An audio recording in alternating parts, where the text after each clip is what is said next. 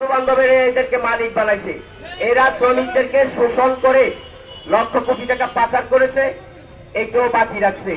এই শুরুতে আমি শ্রম উপদেষ্টা এবং শ্রম উপদেষ্টা কিছুদিন আগে একটা কথা বলছিল যে প্রয়োজনে শিল্পের মালিককে তার গাড়ি বাড়ি বিক্রি করে আমরা এই জিনিসটা শ্রমিকদের সমস্যার সমাধান করব। কিন্তু করছে উনি কলমে কথায় মুখে বলছে কিন্তু কাজটা করে নাই। তাহলে আজকে আপনাদেরকে কথা দিচ্ছি,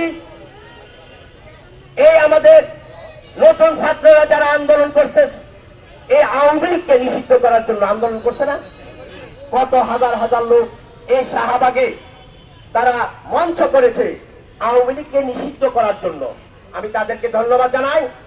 তারা এই দেশের লুটেরা এবং স্বৈরাচারী ব্যবস্থাকে দূর করার জন্য এই আওয়ামী লীগকে নিষিদ্ধ করেছে। তো আপনারা কেউ নেমে আসেন না ভাই। হাসান আব্দুল্লাহ ভাইকে বলছি, সার্জিস আলমকে বলছি এবং আক্তার ভাইকে বলছি, নাহিদ ভাইকে বলছি, এই শ্রমিকদের সমস্যাটা সমাধান করেন না। আপনাদের 1 মিনিটের কাজ। আপনারা যদি এই শ্রমিকদের পাশে আসি দাঁড়ান, আজকে বাংলাদেশের আনাচে কানাচে যত শ্রমিক মেহনতি মানুষ আছে সকলে আপনাদেরকে সাপোর্ট দিবে।